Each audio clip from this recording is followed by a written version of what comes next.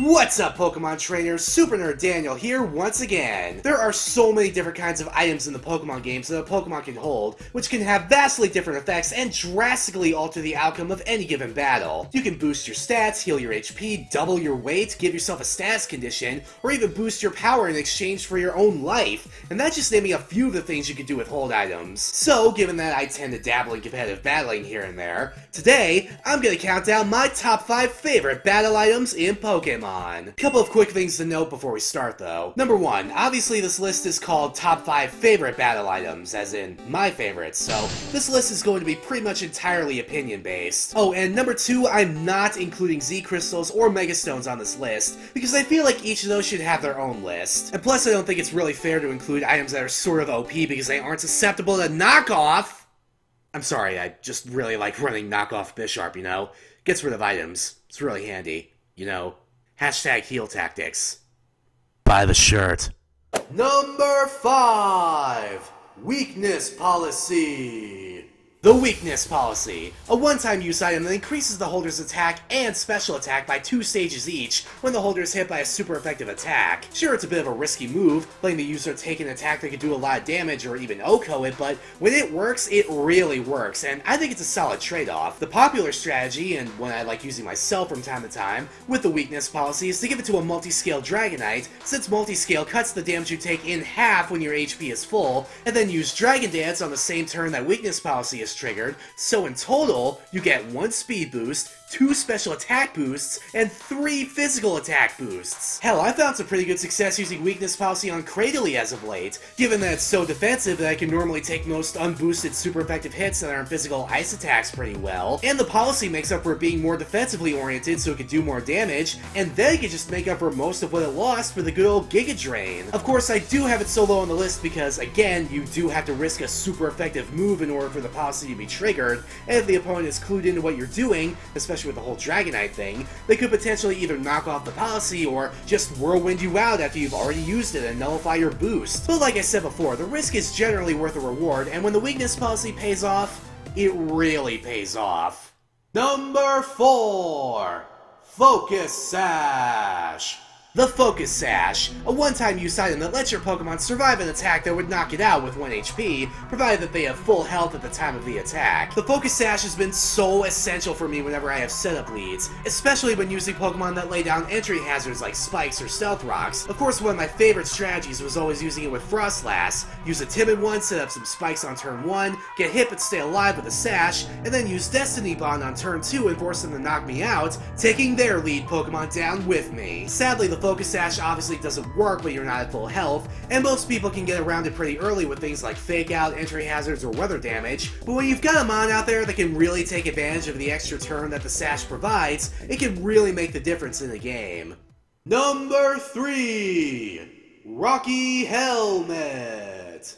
The Rocky Helmet, a continuous use hold item that damages any Pokemon that makes contact with the holder for 1/6 of their maximum HP. I just love combining the Rocky Helmet with Pokemon that have other abilities that activate on contact. Rough Skin and Iron Barbs are particularly great in combination with this, because both of those abilities do 1/8 recoil damage to the attacker, on top of the 1/6 maximum HP damage done by the Rocky Helmet. So really, either of those abilities in tandem with the Rocky Helmet makes for a really great way to threaten physical attackers, because then it comes down to whether they think it's worth trying to use what may be their most powerful attacks, if it means constantly taking unnecessary recoil damage just to kill one mon. In particular, I love using this combination with Ferrothorn, given its ridiculously good typing and solid physical defense. Plus it has access to Leech Seed, which can actually help heal back some of what little HP it might lose on most physical attacks anyway. But hey, don't take my word for it. If anyone can vouch for the viability of Rocky Helmet Iron Barb's Ferrothorn, it's your friend and mine,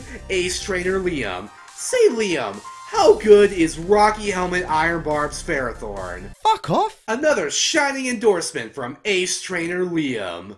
Number 2. Eviolite. Eviolite Dusclops. Honestly, I could just end the segment right there and you'd already know why Eviolite is so good. Eviolite boosts the holder's defense and special defense by 50%, provided that they're not fully evolved. That makes it a must-have if you're trying to use a Pokemon that's the middle Evo in a 3-stage family, like the aforementioned Dusclops, or more commonly, something like Porygon 2. Porygon 2 generally sees a lot more play than Porygon Z just because of Eviolite. I mean, 2 already has way more natural bulk than Z, and with the Eviolite boost, it becomes a very scary special tank.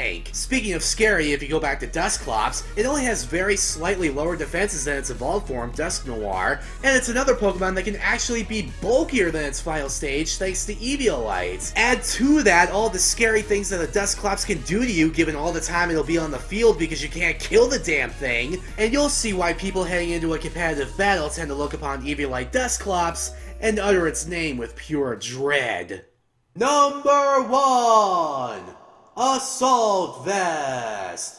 The Assault Vest, a continuous hold item that increases the holder's special defense by 50%, but prevents the use of status moves. Now yes, from a statistical standpoint, it's an inferior version of Eviolite, because there's only one defensive buff and you can't use status moves, but I personally like the Assault Vest more than Eviolite because there's no restriction on the Pokemon that can hold it, and I can honestly live with the trade-off of not being able to use status moves, because most of the time the kind of Pokemon I'm using an Assault Vest on would be an all-out attacker anyway. A pretty good example of this is the Goodra that some of you know I use in my competitive battle streams. Because it already has base 150 special defense, the addition of an Assault Vest makes it into a near total special wall, whether you invest any EVs into its special D stat or not, and most of the time it can even take super effective hits with little issue. In addition to that, the Assault Vest is so good for Pokemon that need a special defense boost, but also that you don't want to risk losing any investment in its offensive stats. Like a Rock Midnight form, which is the best Rockruff evolution, fucking fight me,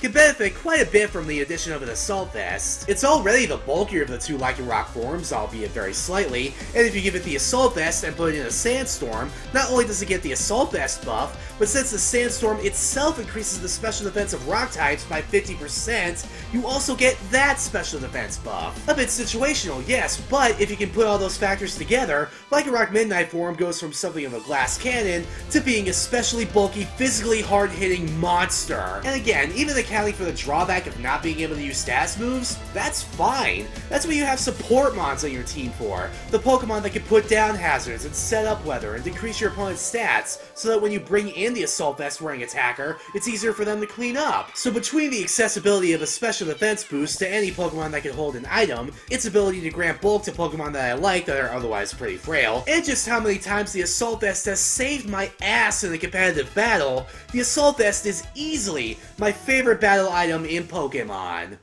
What do you guys think? What items do you like using with your Pokemon when you battle? Let me know in the comments below. Give this video a like if you liked it, and subscribe for more battle-ready Pokemon countdowns like this in the future. See you next time, Pokemon trainers. Super Nerd Daniel, out!